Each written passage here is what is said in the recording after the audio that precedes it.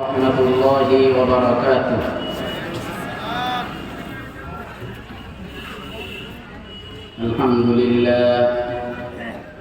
الحمد لله الذي لا خالق له ولا رازق له ولا إله له ولا معبود له ولا مشير له ولا كتاب بعد كتابه ولا شريعة بعد شريعته، والصلاة والسلام على النبي الذي لا نبي بعده، والرسول الذي لا رسول بعده، ولا صحابة له بعد صحابته، ولا سنة له بعد سنته.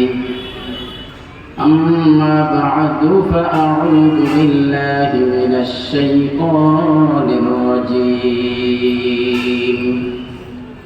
بسم الله الرحمن الرحيم. إن الدين عند الله الإسلام. وقال الله تبارك وتعالى: يا أيها الذين آمنوا ادخلوا في السلم كافة ولا تتبعوا خطوات الشيطان إنه لكم عدو مبين. قال النبي صلى الله عليه وسلم: المرء مع من أحب، أو كما قال عليه الصلاة والسلام. درود شريف. اللهم صل على سيدنا ونبينا وشفيعنا وحبيبنا ومولانا محمد صلى الله عليه وعلى آله وأصحابه وبارك وسلم.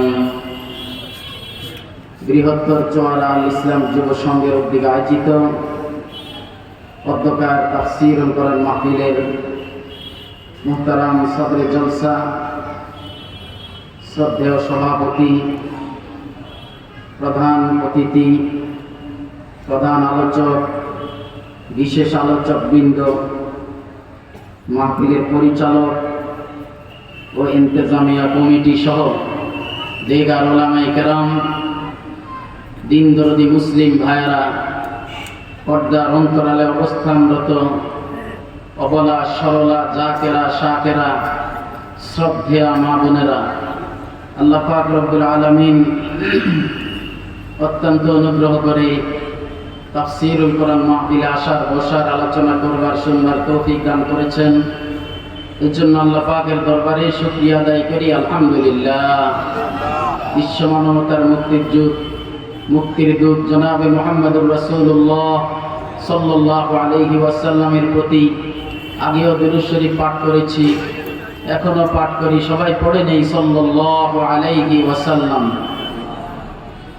উপস্থিত ভাইয়েরা, পর্দাসীন মা বোনেরা, এখানে যেমন মাহফিল চলছে, আল্লাহ পাক রব্বুল আলামিন আমাদের বডি সৃষ্টি করার আগে শুধু যখন রূহগুলোকে আল্লাহ পাক তৈরি করেছেন, আল্লাহ পাক রব্বুল আলামিনও আমাদের রূহগুলোকে সামনে রেখে আল্লাহ পাক সুয়াল জবাব, প্রশ্ন আর উত্তরের পর্ব হিসাবে তাফসীরুল কোরআন মাহফিলের ব্যবস্থা করেছিলেন। সেখানে আল্লাহ পাক রব্বুল আলামিন আমাদের রূহগুলোকে সামনে রেখে বলেছিলেন: আলাস্তু বিরাব্বিকুম, আমি কি তোমাদের রব নই? ক্বালু বালা। আমরা সেখানে সকল রূহের জগতের লোকেরা উপস্থিত থেকে বলেছিলাম, বালা, হ্যাঁ, আপনি আমাদের রব, আপনি আমাদের সব। কথা বলেন ঠিক কিনা? আল্লাহ আমাদের রব, আল্লাহ হলেন আমাদের সব। এই কথার স্বীকারোক্তি আমরা সেখানে দিয়ে এসেছি। মুফাসসিরিনে কেরাম আয়াতের তাফসীর করতে গিয়ে বলেন যে আমরা যে সেখানে রব বলে স্বীকারোক্তি দিয়েছিলাম, এটার অর্থ কি? এটার অর্থ হলো আল্লাহ পাক বুঝাতে চেয়েছেন আলাস্তু বিরাব্বিকুম, আমি কি তোমাদের সৃষ্টিকর্তা নই? আমরা বলেছি হ্যাঁ, আপনি আমাদের সৃষ্টিকর্তা। আল্লাহ বুঝাতে চেয়েছেন আমি কি তোমাদের রিজিক দাতা নই? আমরা বলেছি হ্যাঁ, আপনি আমাদের রিজিক দাতা। আল্লাহ বুঝাতে চেয়েছেন আমি কি তোমাদের বিধানদাতা নই? আমরা সবাই স্বীকারোক্তি দিয়ে এসেছি আপনি আমাদের বিধানদাতা। আল্লাহ বলেছেন আমি যা করতে বলবো তোমরা কি তাই করবে? আমরা স্বীকারোক্তি দিয়ে এসেছি আল্লাহ আপনি যা বলবেন আমরা তাই করব। আয়াতের তাফসীর করতে গিয়ে মুফাসসিরিন কেরাম এটাই বলেছেন, যেমন শিক্ষার্থীরা যখন মাদ্রাসায়, স্কুল, কলেজ, ভার্সিটিতে ভর্তি হয় ওখানে পালনীয় নিয়মাবলী দেওয়া হয়। পালনীয় নিয়মাবলীতে অঙ্গীকার নামা দেওয়া হয়, সেখানে উল্লেখ থাকে এই এই আইন কানুন নিয়ম নীতি আমাদের এই প্রতিষ্ঠানে মানতে হবে। ছাত্র ভাইরা, শিক্ষার্থীরা ভর্তি হওয়ার সময় সেই অঙ্গীকার নামা বা পালনীয় নিয়মাবলী শুরু থেকে নিয়ে শেষ পর্যন্ত পাঠ করে, এরপরে স্বাক্ষর করে যে আমরা এখানে যতগুলো নিয়ম নীতি অঙ্গীকার লেখা আছে সবগুলো আমরা মনে প্রাণে মেনে নিলাম এবং আমরা শিক্ষা প্রতিষ্ঠানে, মাদ্রাসা, স্কুল, কলেজ, ভার্সিটির নিয়মগুলো আমরা অক্ষরে অক্ষরে পালন করব। সেখানে ভর্তি হওয়ার সময় যেমনই ভাবে শিক্ষার্থীগণ অঙ্গীকারবদ্ধ হয়ে মাদ্রাসায় ভর্তি হয়, আমাদের লোকগুলো সেখানে উপস্থিত থেকে আমরা আল্লাহ পাক রব্বুল আলামিনকে এই কথারই অঙ্গীকার দিয়ে এসেছি আল্লাহ আপনি যা বলবেন আমরা তাই শুনবো। ঠিক কিনা বলেন? আল্লাহ পাক রব্বুল আলামিনকে আমরা সেটাই স্বীকারোক্তি দিয়ে এসেছি। কিন্তু দুনিয়াতে আসার পর আমরা অনেক ভাগে বিভক্ত হয়ে গেলাম।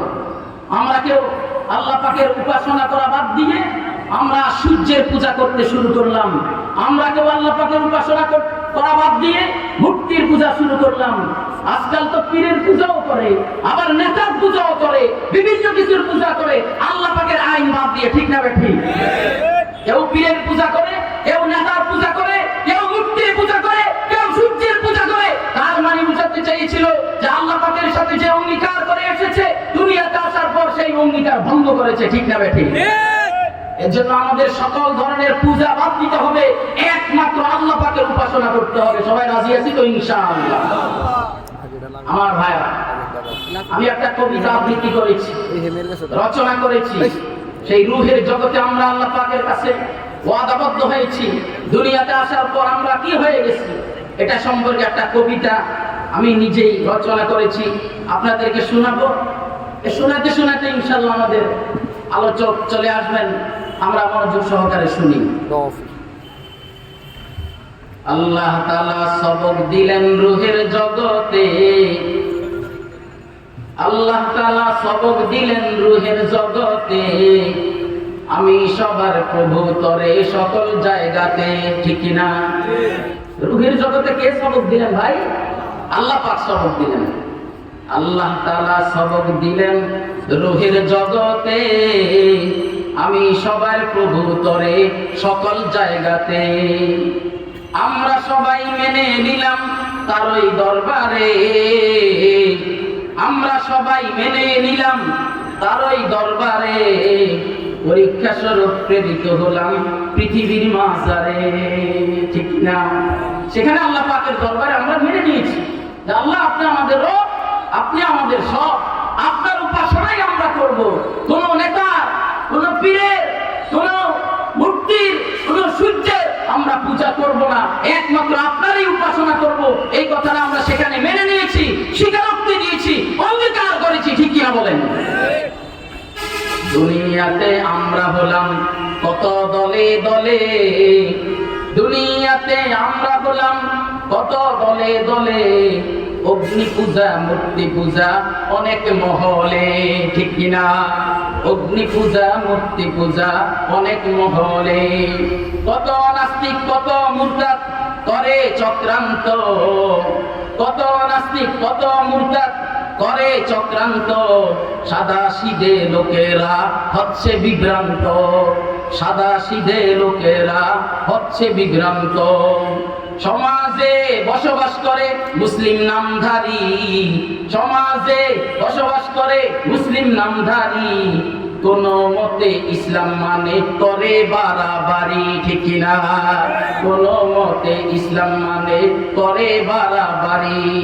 যেটা নাকি মাগরিবের পরে আমি এখানে ঈদগাহ মসজিদে নামাজ পড়ছি, একটু শুনছি আলোচনা করছেন যে একটা মাত্র হুকুম লঙ্ঘন করছে, ইসলামের পরিচয় দেয়, গোলাম আহমদ নাম, মুসলমানের ঘরে জন্ম, মুসলমানের পরিবেশেই বেড়ে উঠেছে, কিন্তু শরীয়তের সকল বিধান মানে, একটা মাত্র বিধান লঙ্ঘন করেছে, সেটা হলো আমাদের নবীজিকে শেষ নবী মানে না। তবে আমাদের নবীজিকে কিন্তু মানে, নবী হিসাবে মানে, শুধু এতটুকু মানে না, শেষ।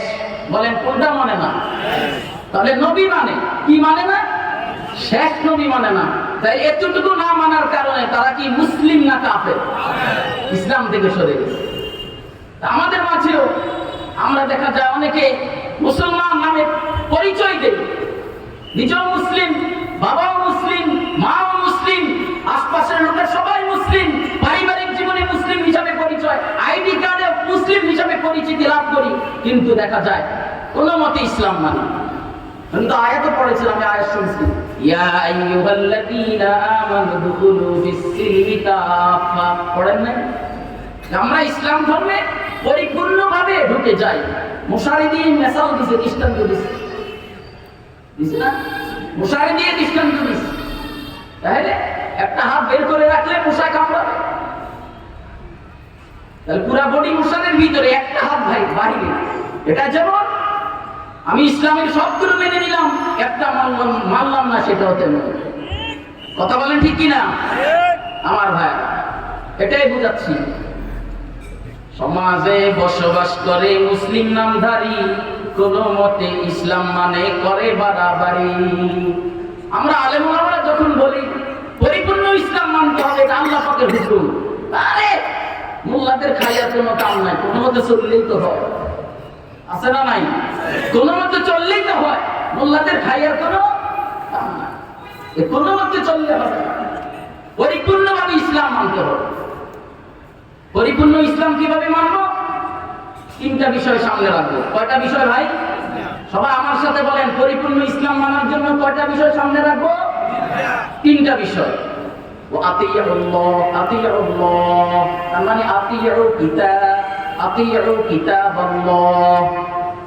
আল্লাহ পাকের কিতাব এর অনুসরণ করা, এক নম্বর। রাসূল, দুই নম্বর রাসূল সাল্লাল্লাহু আলাইহি ওয়াসাল্লামের অনুসরণ করা। তিন নম্বর, ফাইন আমানু বিমিসলি মা আমানতুম বিহি ফাকাদ ইহতাদাও, সাহাবায়ে কেরামের অনুসরণ করা। এই তিনটা বিষয়কে সামনে রেখে আমি যদি ইসলাম মানি, পরিপূর্ণ ইসলাম মানা হবে। এই তিনটা বিষয় বাদ দিয়ে আমি যদি ইসলাম মানি, তাহলে পরিপূর্ণ ইসলাম মানা হবে না, আংশিক ইসলাম মানা হবে। আপনারা কি পরিপূর্ণ ইসলাম মানবেন না আংশিক?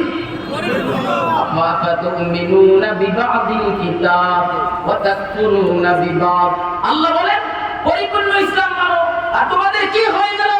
তোমরা কিছুর উপরে ঈমান আনো আর কিছু বিষয়ের উপরে কুফরি করো, ঈমান আনো না। এটা তো আংশিক মানা হলো। আমি আল্লাহ হুকুম করলাম পুরা ইসলাম মানার জন্য, আর তোমরা আংশিক মানো, এটা হবে না। এই জন্য পরিপূর্ণ ইসলাম মানতে হলে তিনটা বিষয় সামনে রাখতে হবে। কয়টা বিষয়? আমার সাথে বলেন, কয়টা বিষয়? কোরআনের ছোঁয়া লাগতে হবে।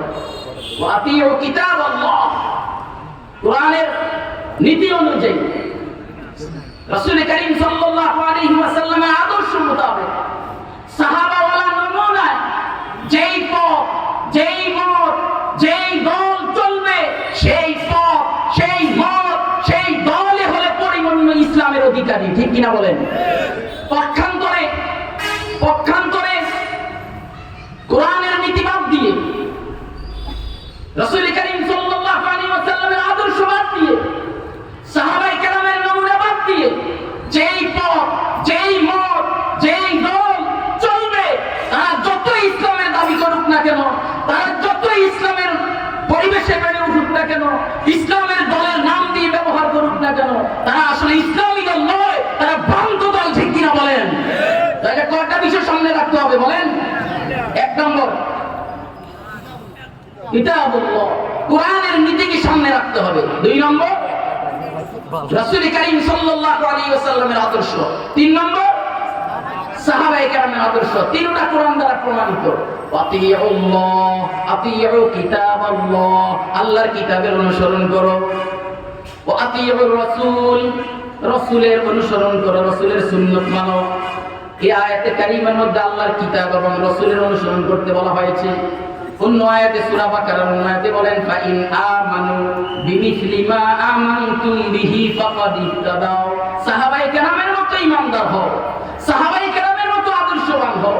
তাহলে আমরা পরিপূর্ণ ইসলাম মানতে হলে আল্লাহর কিতাব সামনে রাখবো, নবী করিম সাল্লাল্লাহু আলাইহি ওয়াসাল্লামকে সামনে রাখবো এবং সাহাবায়ে কেরামদেরকে সামনে রাখবো। রাজি আছি তো ইনশাআল্লাহ? ইনশাআল্লাহ।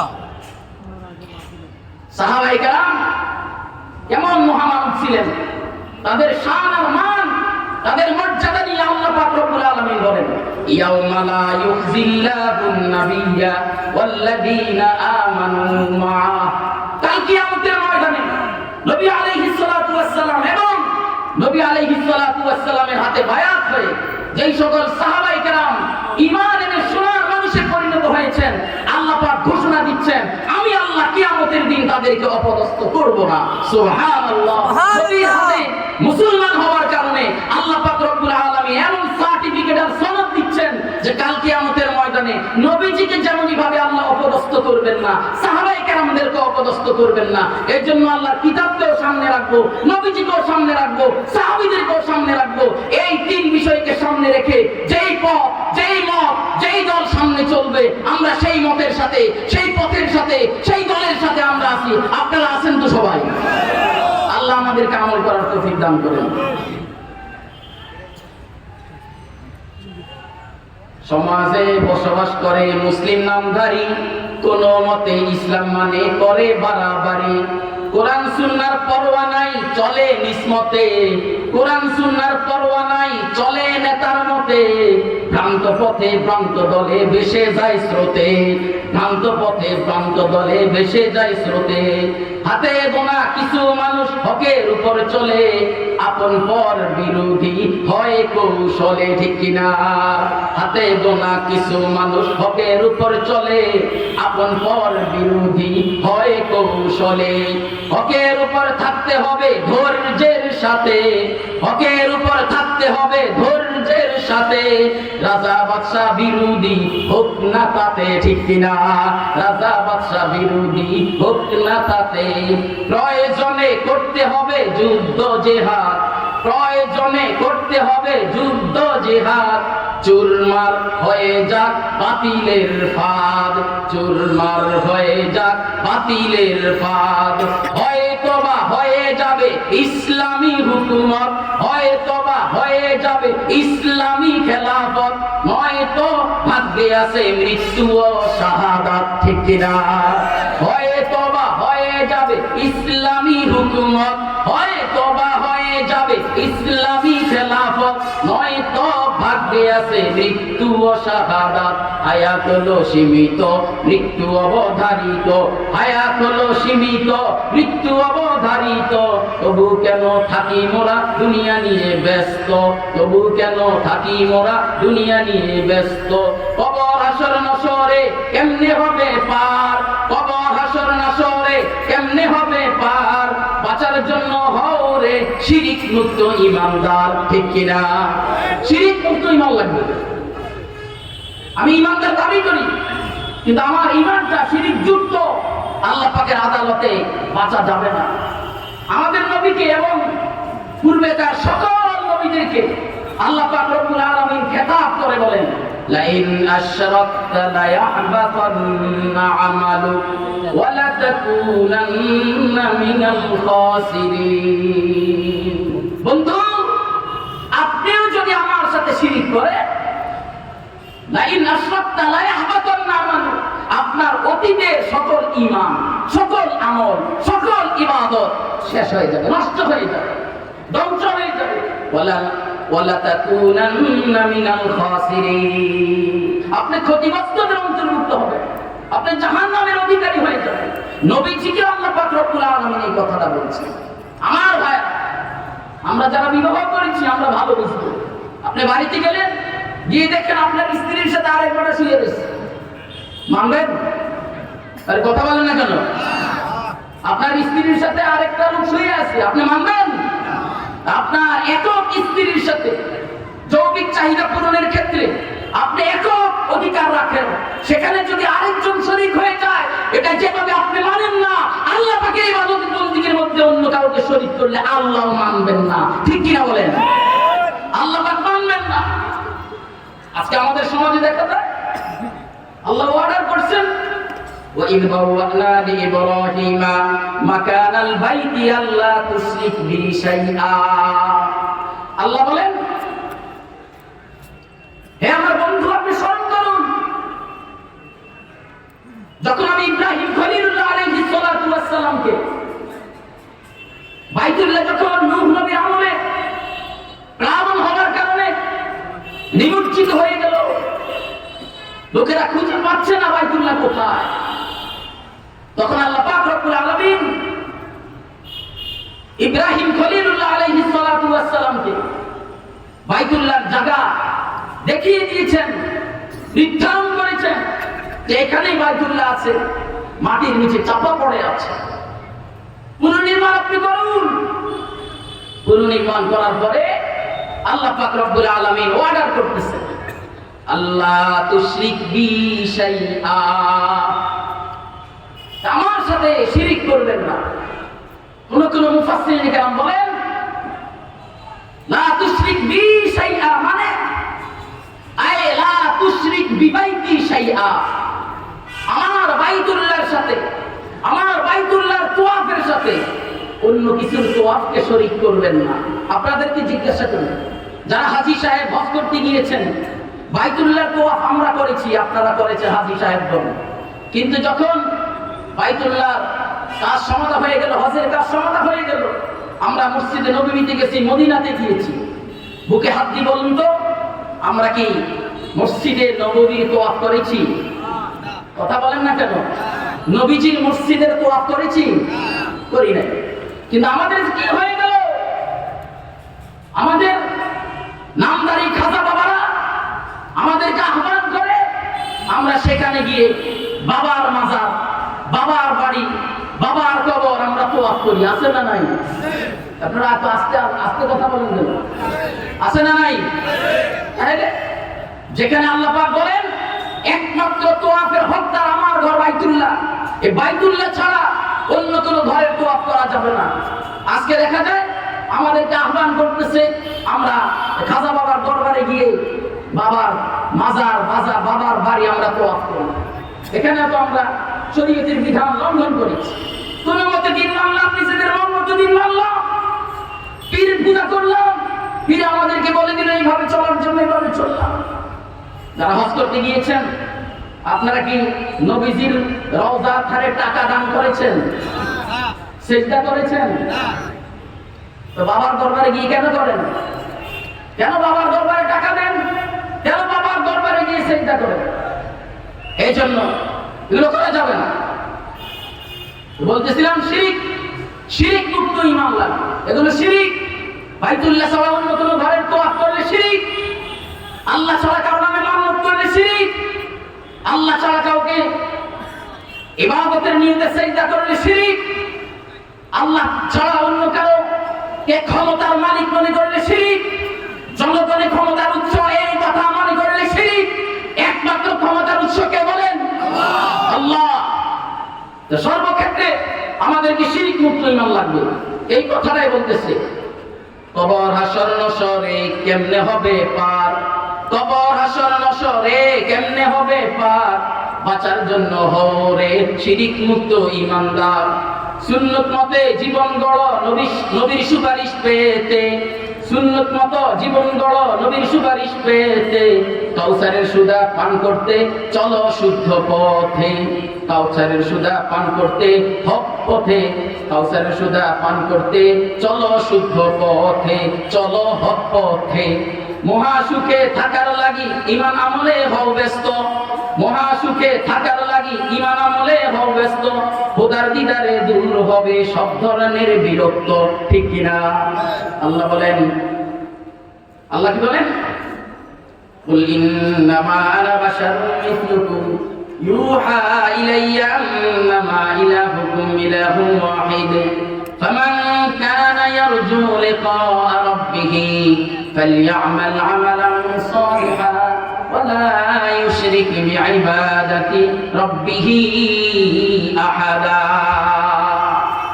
ও দুনিয়ার মানুষ, তোমরা যদি আমার দিদার চাও, আল্লাহ বলেন, তোমরা যদি আমার সাক্ষাৎ চাও, আমার মুলাকাত চাও, আমার দিদার চাও, তাহলে মান আমিলা সালিহাম মিন যাকারিন আও উনসা কুল ইন্নামা আনা বাশারুম মিসলুকুম ইউহা ইলাইয়া আন্নামা ইলাহুকুম ইলাহুন ওয়াহিদ ফামান কানা ইয়ারজু লিকাআ রাব্বিহ ফালইআমাল আমালান সালিহা ওয়ালা ইউশরিক বিইবাদাতি রাব্বিহ আহাদা। তোমরা যদি আমার দিদার চাও, নেক আমল করো, সৎ কাজ করো, মন্দ কাজ থেকে দূরে থাকো, শিরিক মুক্ত ঈমান অর্জন করো।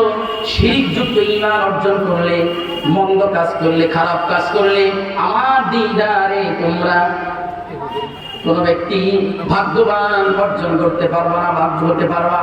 আমার দিদারে যদি ভাগ্যবান হতে চাও, তাই নেক আমল করো, শিরিক মুক্ত ঈমান নিয়ে আমার দরবারে উপস্থিত হও। না হলে কিন্তু খবর আছে, ঠিক কিনা বলেন? না হলে কিন্তু খবর আছে।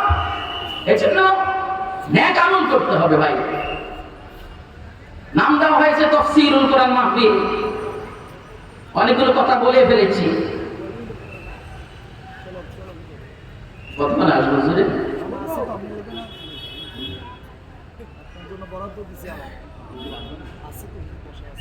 না নিয়ে আসার অসুবিধা নেই।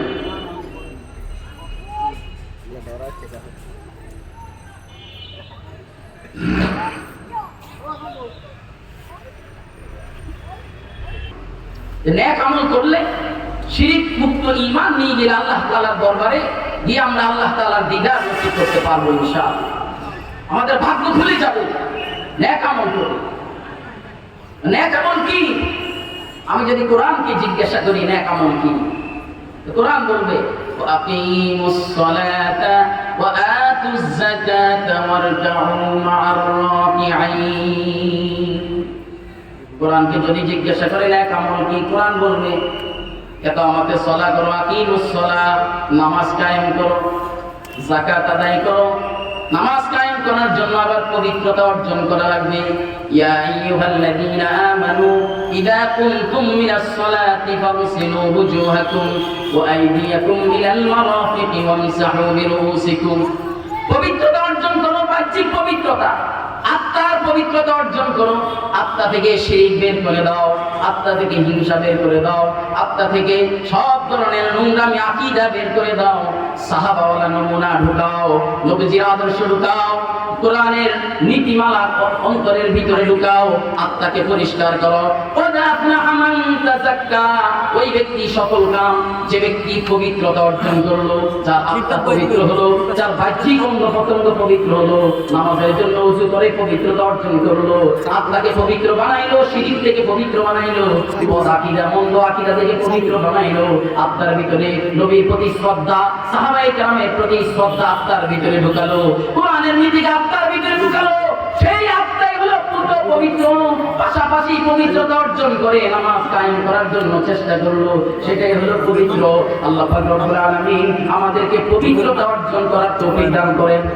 বলছিলাম আল্লাহ পাকের দরবারে দিদার হতে গেলে আমাদেরকে শিরক মুক্ত ঈমান আর নেক আমল নিয়ে আল্লাহ তাআলার আদালতে উপস্থিত হতে হবে। আল্লাহ পাক রব্বুল আলামিন আমাদেরকে আমল করার তৌফিক দান করেন। ওয়া আখির দাওয়ানা আলহামদুলিল্লাহি রাব্বিল আলামিন। আসসালামু আলাইকুম ওয়া রাহমাতুল্লাহ।